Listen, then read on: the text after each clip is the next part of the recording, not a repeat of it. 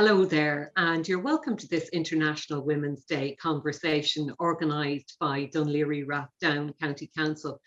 My name is Rachel English, and I'm delighted to introduce our two guests today. Philomena Poole is the Chief Executive of Dunleary-Rathdown County Council with over 40 years experience in local government. So lots to talk about. And also with us is Councillor Una Power, who's the current Cathaoirleach of the council. She represents the Green Party and is a first-time councillor. Great to talk to you both. I'm not sure who'd like to start, so I'm just going to throw this out there. What does International Women's Day mean to you? I have been a community worker for most of my career. This is the early part of my career, Rachel. And in that time, I worked a lot with the women's development groups because they were an emerging sector. And International Women's Day really gave us that platform that at that time you could showcase the work that was happening. And it wasn't work at the time that was always lauded by everybody, and it really gave that opportunity. And I was always struck that I always knew the date of International Women's Day, just like I'd know the date of Patrick's Day. But I was rare in that. And I really felt that International Women's Day gave us a chance to remind people, just like Patrick's Day gives us access all over the world. In Ireland, it gives us an opportunity to celebrate women. Sometimes, just on that, before we move on, there can be criticism of International Women's Day. I'm sure you've heard it yourself, the claim that it's not inclusive enough, that perhaps it can be too much about business or too much about the middle class. What's your own view on that? Well, I might come in there. And I suppose for me, International Women's Day is incredibly important. I went to an all-girls school in Dungarvan, County Waterford, with a great mix across society. And for us, we celebrated International Women's Day every year by bringing women from all different walks of life, from sports, from media, from business, from politics, came down to speak to our school. And I think it was incredibly important for us to see that women could go into all of these different roles. And for me, it was a norm that women were to the fore and women from all backgrounds were to the fore. I only later learned that that wasn't the norm in other schools, and that I just had an incredible principal who organized all of this. But I do think we do have to be mindful of that when we celebrate International Women's Day, is that we have that cross-section, that intersectionality, that we bring forward people from every different background, because I think for me, it's always about bringing people up with you, you know, helping them get up on the ladder, don't pull the ladder up behind you, and be mindful of all. And again, on that, Philomena, this year's theme is Choose to Challenge, which is quite a striking theme, maybe different to some of the themes that there have been in the past. I mean, what does that mean to you when you hear a title like that? How do you interpret it? I think there have been lots of times in my career where I have been challenged to do things, and that's about finding solutions sometimes to a very complex problem. But it has also been about I choose to challenge the people I work with, because I really want them to feel the excitement of work and the excitement of being able to influence things and to do very creative things. The reach of one person will only go so far, but the reach of an entire organisation in a county will go a lot further. In relation to that, Una, I suppose choose to challenge can also mean as well that you choose to challenge inequality, that where you see it, you call it out, which for many people, depending on their circumstances, can be difficult. It can be absolutely difficult, and often those who have circumstances that need to be challenged find it difficult to challenge because of those circumstances. So I do think we have to be very outward looking and proactive in how we approach things. And I think this is why it's important to get people from all different backgrounds. I think it's really important to have women to the fore, but we need people coming from different minority backgrounds. We need people coming from different specialist backgrounds, because we need representation on those issues.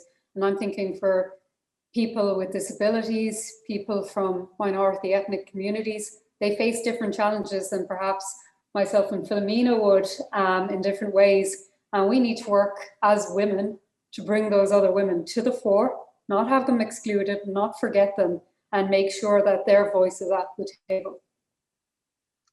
Philomena, can I ask you to go back, because you have had a long career in local government, and I suppose for many of us, certainly for myself, when I was starting out in journalism, I found local government to be very male dominated. I mean, I remember as a young journalist working in local radio, covering Clare County Council, there were at the time 32 councillors, 30 of them were men. The entire top table of executives were men. There were 4 journalists, usually 3 men and me, and it always seemed to me, coming from college, to be such an overwhelmingly male environment. Was that your experience? Yes and no. I would say that in my early career, I was a community worker, and that was predominantly female-led. But back at the ranch, because I worked in local areas in the council, it was primarily male. And for a long time, as I made my way through that organisation, I was the only female. But I was very fortunate that I was surrounded by a large number of men who were real supporters, and whether they were male or female didn't matter as much as that we were like-minded, and people who gave and received lots of opportunities. So I think it's still the case in a lot of rural areas that it is predominantly male. I love that I'm finishing my career in a place that is the only chamber in the country that is 50-50 male and female, because that doesn't exist in many places. And there are lots of things that we do that make it more accessible, whether it's that our meetings are online, or other elements around how open and accessible even Una is as Cathaoirleach. And also our management team is primarily female. And it is cause for comment, not in a good or a bad way, just cause for comment that it is primarily female. And I often wonder, if it was primarily male, would it be cause for comment at all? Now, I do believe balance is important, and I would prefer to have gender balance in any grouping that I would be in. In our instance, it happens to be predominantly female. But I'm just interested and curious about the fact that it is commented on. To you on that, Una, I mean, it is relatively unusual still that the membership of a council or of a local authority would be so balanced. I mean, I remember a couple of years ago, during the local election count coverage, looking at the candidates in some local electoral areas around the country, and there was still situations where you might see more men called Michael on a ticket than you would see women. What's your experience been? Well, I suppose before I started my political life, it was a political life, I suppose, in a way. I worked with Women for Election. So I started off in a role where we were preparing women to run for different councils, different Dáil seats, and meeting women who spoke about how they had been the only woman in the room at a meeting, how it might have been a party meeting and they were expected to be the secretary for note-taking on all of the sort of female roles. And that was really interesting for me, because I suppose I was working with Women for Election primarily in a woman-dominated role. So hearing all of that, and I think it's still the case in a lot of parts of the country, we are very blessed here, because, as Philomena pointed out, it's not just the councillors, the exec is very much female dominated, and it does buck the trend. And I know that, you know, balance is a good thing, but maybe for a while it's also a good thing to have women dominating a little bit, just to gain back some of the ground. But I've actually been very, for one reason or another, everywhere I've worked has been quite female dominated to an extent. I worked with now Minister Catherine Martin inside in Leinster House, and within our own grouping we were quite female male balanced, but as you know, when you walk around Leinster House, it's a different story altogether. It's a lot of suits, a lot of Michaels and Johns and Sean's. So it's remarkable to see that, especially when you're used to being in balanced situations, to walk into a room where it's nearly all male suits. It is striking and it is different. Why do you think that is in local government in particular, given that there are so many women all over the country involved, say, in community organisations, involved in local voluntary groups, involved in local lobbying campaigns, and yet often when it comes to the elected realm, there's quite a change? Well, I suppose there are a number of things that have been identified, and I'm going to put a bit of like my academic hat on here when I speak about this. There have been things like childcare, which still primarily falls to women. And as we know, for councillors and TDs, there's no maternity leave. So it is quite a daunting prospect, particularly for women my age. I'm in my 30s. Anybody planning to start a family, this is a daunting and scary time to do it, and to try and hold a political career at the same time. But I think as well, you know, there's natural networks that will have formed, and I don't mean this in a sort of nefarious way, but you know, men who've worked together and kind of naturally bring each other up into the roles, and naturally might know each other from sports or from school, given that we have quite segregated gender schooling in Ireland. And I think that's just a natural sort of thing. So we actually have to proactively work to break that down and to find the women who will run. Because as you said, Rachel, we have women who are incredible in our communities. The work that they do as volunteers, as coordinators, they're just amazing. And we just need to get out there and, you know, support them to break through. And that's it. It all comes down to support. It all comes down to being proactive. And I feel like that's sounds like a bit of a trite word, doesn't it? But it's very important to actually actively challenge. And I suppose that fits into this year's theme, doesn't it? You have to actively challenge. It's not enough to be passive. It's not enough to just say, oh, there are good women out there. You have to find them and you have to help them. In relation to all of that, Philomena, if I could bring you in on this, I know it's often said that women don't have the same belief in the workplace as men tend to do. And, you know, that's not just anecdotal. There are statistics to back it up, like in terms of whether a woman is more or less likely to seek a pay rise or whatever. Have you noticed that changing in your time working in councils and in local authorities? I'm a very long time in senior management and local government.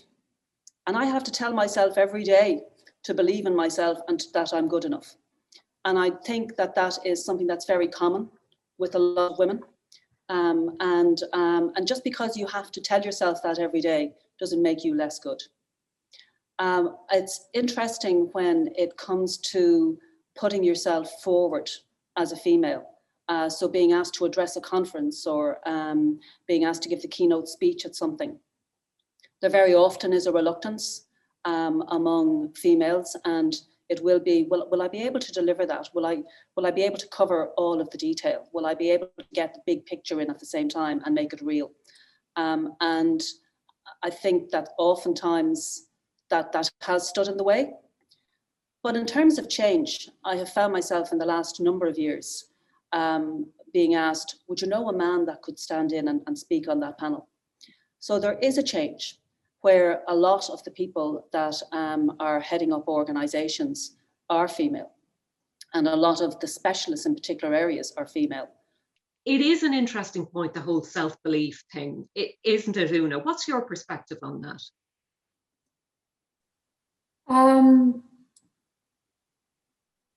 I think for self-belief, it's something we possibly have to work more at.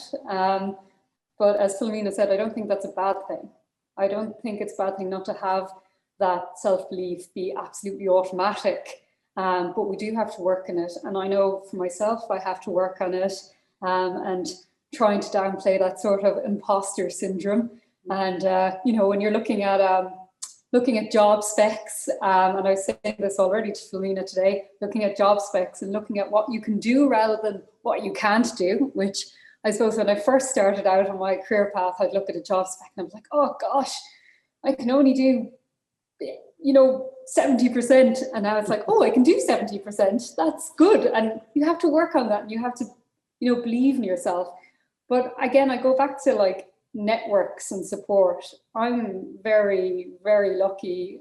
Maybe lucky is not the right word, but blessed because I have such strong female role models and colleagues and friends, and we share experiences and advice and build each other up. And I think that's really important because, no woman is an island.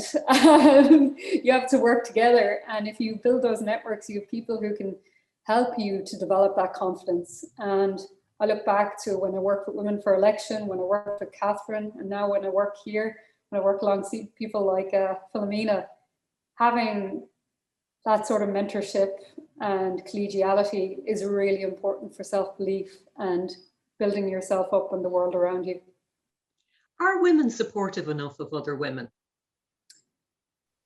I'd like to think that that many are. And one of the things that I'm proudest of is that in the last number of years, I've worked with Cooperation Ireland and developed an all-Ireland programme for women in local government around women in leadership. Because the issues for women are different and different in some ways, and the self-belief being a key part of it. And dealing with conflict can often be something you've got to work at a little bit harder. So I'd like to think that there are lots of women. Una mentioned about throwing the ladder down. I think there is a generation now that very definitely knows there's women coming behind them, and it's important to make sure that they're helped on that road. And even things like knowing it's okay to suffer a little bit of lack of self-belief. What are, Una, do you think the big challenges for your generation and maybe for the women coming after you? Because I suppose in some ways, there's less overt sexism. There are things that it was possible for men to say or do back in the 80s, maybe in early 90s, that they just wouldn't get away with now. So what are the remaining big challenges for women? I think you're right that overt sexism, the sort of the cajolery and the winks and that sort of stuff, fortunately, it's the stuff mainly of days gone by, but there's still that sort of passive sexism that has to be countered. And I think it's difficult because, it's hard to fight a narrative, oh, but you can work and you can do this and you can do that. Whereas, yourself, you're facing the things. And I think like for women, we still have challenges. Like when we put our heads above the parapet, we tend to get more abuse for it. When we say something on Twitter, we tend to get more abuse than men. And this isn't me speaking completely like anecdotally, there is the academic evidence behind it as well. And even particularly in your own profession, female journalists tend to be subject to a lot more abuse. And I think it's things like that is realizing that there are still passive biases against women and breaking them down and having that conversation and discussing that with men as well and bringing them in and making them realize, because I even know when I speak with my partner about these things every day, for him, it's like, wow, that's just another thing that women come up against that I don't come up against. But it's a conversation and needs to be ongoing. It needs to be challenged. And we need to be resilient in the face of people dismissing it as being, just little things. Just little things, when they build up, it can be a lot. And I think, I don't think I've ever experienced gender discrimination directly. And, but I can remember being in rooms where there were the funny comment and making a decision early on, I'll never laugh at it. I can't challenge it. I'm the only woman in the room, but I don't have to laugh at it. And even that was difficult in its day. Yeah. And I'm glad they're not as overt as they were anymore. I have one thing I've felt is, and I think a lot of women know this one, where you speak up and you say something, and then 5 minutes later, a man speaks up and says the same thing. And I had this, actually, one of my very curious incidences of this was when I was in college and we had like a working group of studying, and I said something and explained it out, and then a man came in and explained it again 2 seconds later. And a woman in the group actually spoke up and said, "That's exactly what Una said. That's already been said." And I was like, fair play to you for saying it and calling it out. And I think that's a difficult thing to do. But again, we had the numbers to do it. We had the women there to do it. And, you know, that's the thing we need to do, is keep supporting each other and not be pushed back. Can I ask you, Philomena, have you ever been in a position or a situation where you wanted to say something, but you were concerned that you would be seen maybe as too emotional, or that, you know, you would be seen as the hysterical woman? I suppose just when I think back, there's probably been times when my voice shook. And that shake might be with temper, or it might be with shock that something had been said. And I used to wish that I could pull the shake out of my voice. And I remember a while ago actually saying, I'm glad it's there, because actually it shows that this was not okay. But I don't think I've ever been afraid to speak up and say things. I don't know if that answers that. No, it does. It does. I was just interested to know. I suppose it's you know, just looking at some of the themes around, you know, International Women's Day this year was just something that interested me. What about you, Una? Well, I suppose I have a very recent incident of being emotional in the workplace, where at a recent council meeting whilst chairing it, you know, I got a bit frustrated listening to the debate, and you know that feeling when, again, your voice starts to shake and you can feel the little red bits on your face, and the tears came out, and I just had to let it happen, because, you know, it was there and it was obviously going to happen. And I guess, you know, maybe this is a little bit about self-confidence. I just had the confidence to say, look, I know I'm crying. This is what happens when I get frustrated. But I think that is a relatively new thing in work environments, is showing that side of you, and particularly in political environments, because we're used to people, you know, getting up and shouting at each other or that sort of thing. But to show that sort of vulnerability is not so common. And I actually tweeted about it, and the amount of people who came back to me and said the same things happened to me, and it felt like a relief, and it was accepted. And even men were coming back to me and saying, yeah, that's happened to me as well. It was very interesting to get that conversation going, and to have people, you know, realizing that you're a human being at the end of the day. You're not a automaton working in a you know, just there's your professional life, your personal life, and no emotions shall meet between the two. It felt very vulnerable, felt a bit embarrassed, but I think at the end of the day it was kind of powerful to be able to show that. And I think it's only a testament to the fact that you care about what you're doing when that happens. You know, you care so much that you can't hide that, and that's not a bad thing. And I don't think we should be hiding that anymore. Mm-hmm. It reminds me, in a way, as I was doing an interview with a psychiatrist last week, who said that at the moment, here in the middle of the pandemic, after so many months of lockdown, that a lot of people are reluctant to be seen to get emotional. They don't want to be seen as complaining because they know that there is always another person who is in a worse position than they are. But that actually it might be helpful for people if we were more honest, because if you say, God, I've had a really rough day, it makes other people feel less alone in the way they're feeling about things. I do think with possibly my generation, particularly even the decade below me, there's a lot more sort of openness about those feelings and about frustration and about depression and anxiety. And I think it is important that we realize it. Don't relativize yourself to other people because your experience is important to yourself. Just because it could be worse doesn't mean it's not bad. And I think, yeah, for the last while, you know, this has been an incredibly tough year. Psychologically, this has been immense. Humans are sociable people. We should be out and about, chatting to each other, engaging. And to have to do that through, as we're doing it right now, through a screen, it's so counter to what our natures are. So, you know, give yourself a break.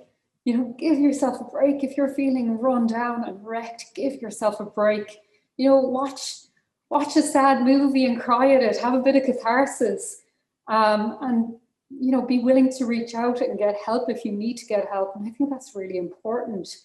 And I'm hoping that, you know, with more people of my age speaking about that, I'm kind of hoping that it'll rise up through the ages. I'm seeing people of different backgrounds speaking about this, because I know for, you know, we've grown up in a kind of a generation of it's good to talk. And I know that above my age group, that's not always the case. But don't pent it up. And I think that's something women can bring, is to speaking about your emotions, you know. It's something we can and should bring to the table. I think there's no doubt that it's an area that women can be leaders in. And I think Una's right in terms of her generation are much more open about that. But when I look at the things of the real value of people working together, it's when you bring yourself and when you're really authentic with yourself that you get the most powerful results. And that includes the emotional part of yourself. Have you found the past year difficult, Philomena, as we're on that subject? Well, yes and no. Local government has always been really good in crisis. So we're used to dealing with weather events, we're used to dealing with flooding events, and we'd have a whole lot of things that are just ready to rock. And when everything happened, I remember at the beginning someone saying to me about, I think they're going to close down the country, and wondering, how would you close a country? And I couldn't comprehend how that would happen. And very quickly, once things did go that direction, we had invested as an organisation very substantially in a digital world. So we were very quickly able to get everybody out and home working. We were also able to lead on the community call, so that whether it was people getting their dogs walked or their shopping delivered, or even someone just calling up to look through a window at somebody. And there was an excitement about that. And I think for me, the cut and thrust and the excitement of work has always been a big motivator. So that part of it was really great. Yeah, that is interesting that you should say that, because I just wonder, is there an extent, as you say it, that for some people, the past year maybe made them feel really useful, which is a great way to feel. It is, and it certainly showcased our agility and our ability to deal with things that sometimes when the future is not clear, and in that instance it wasn't. So we couldn't tell people it was all going to be okay, but we could walk up and say, are you okay?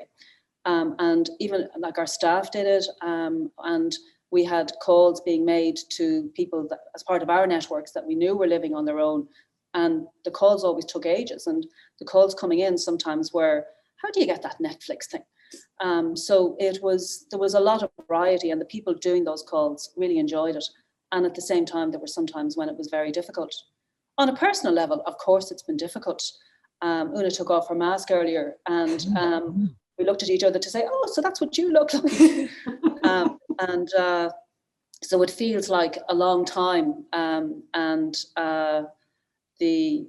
it's a long time since there's been a hug from anyone other than my husband. So of course that is very difficult.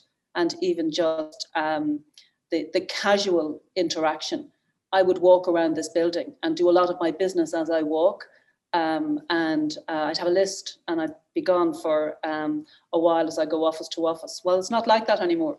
But they're all instantly there on a screen at the same time. And I've probably gotten greater insights into where people live, what their children look like, and what their cat might look like. Yeah. And that's been a nice part of it. And it's been nice to have freedom to go and walk at lunchtime, to go and walk in the evenings as the evenings get brighter. So I think there's been the gift that COVID gave us, but there has also been a very, very big price to pay. And then I haven't lost anybody directly just yet. And I think it's very different when we look back at grief and what that is going to be like for us as a society, that we haven't had the ritual to release that grief. And I think, again, local government can play a role in some kind of service that will allow people to express that grief in some way in the future. That's true, Una, isn't it? The long-term impact of this, we just don't know as yet. I mean, there are some things that it's possible to say, and maybe one of them is that for people whose lives were already difficult, people in difficult family circumstances, or people who were living in places where their living conditions were really cramped, this has been a very, very difficult year. Absolutely. I suppose when this pandemic started, I was living in an apartment, 4 of us, 2-bedroom apartment. You know, not the worst situation ever, but it went from 1 of us working from home to 4 of us working from home. And as I was saying, you know, bedroom was meeting room 3, sitting room, meeting room 2. But it was profoundly impacting on my mental health, I found that time incredibly difficult. And there are people in much worse situations, people stuck in houses with people they barely know or don't like because of the housing situation we are in at the moment. And I think that has exposed that a lot. The COVID has exposed that now. I've been fortunate enough and I've had the privilege to be able to move into our own apartment and set up our own things for the year ahead. And that was good and was definitely a relief, but not everybody's in that situation. There's also the people who are stuck at home on their own, which has its own ramifications as well. You know, not having that interaction. A friend of mine, he was stuck on his own for all of the first lockdown because his flatmate had zoomed out of the city a week or 2 before the lockdown came in, and he was stuck there. And he said he was friends with the ducks in Phoenix Park by the end of it. He knew them by name. So, you know, that has its own implications. And I think it's going to have long-term effects as we come out of this, because effectively we have to re-socialize ourselves. I think we're going to have to, as a whole country, have a good hard look at how we set up our lives in terms of where we live, how we live, our work-life balance. And for a lot of my friends, they've said that they can't see themselves going back to 5 days a week with the commute in and out. They can't see that happening. They don't want to see that happening.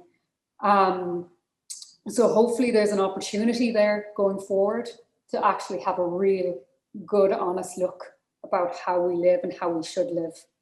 And that's difficult. And it's going to be difficult coming out of this because, as you said, there's going to be immense grief. There's going to be people feeling that they've lost a year of their life, essentially. I know a lot of my friends feel like they're stalled. That's where they feel right now, stalled. That everything's just been put on hold until this, whatever this is, ends. And there's an existential dread in all of that. So it's going to be difficult. But I very much hope that we've had time to reevaluate our values on everything. and that we can actually lead and bring a better sort of a life, a better kind of society for everyone. Philomena, if we had to have this discussion in 5 years' time for International Women's Day, what would you hope that we'd be talking about? Maybe it would be less about the difference between achievements of males and females. And Una talked about her generation and them being more open to emotion and being themselves. So maybe the truth would be clearer to everybody about your work environment and your personal environment merging, and the real person being there and being allowed to be there. So maybe our discussion would be more about achievements of people and how being yourself is the most important part of achieving. What do you think, Una? How would you answer that? Well, first of all, in 5 years' time, I'd hope that if we're having this we'll all be in person with a crowd of people around us. That would be wonderful. Oh, yes. But I suppose as well, in 5 years' time, going back to that sort of inclusivity, I would love to see people from different communities and backgrounds to the fore. And that's possibly something we don't have so much of here in Dún Laoghaire. We could have a little bit better intersectionality. And that's not just us, that's all of Ireland. And I would we have existing communities who are sidelined. We have growing and new communities that are sidelined. And I'd like to see them coming to the fore more. And, for women like me, that might mean taking a step back, letting other voices through. And that's a difficult thing to realize, especially for a politician, because aren't we all dreadfully egotistical? But to realize that maybe you, what a terrible generalization, but maybe you have to take a step back and allow the new voices that need to be represented to come through. So that's what I'd like to see. I'd like to see, the less represented being representing themselves. Well, listen, thank you both so much. It's been really interesting. Thanks very much to Philomena Poole and also to Una Power. Thank you. Thank you very much, Rachel.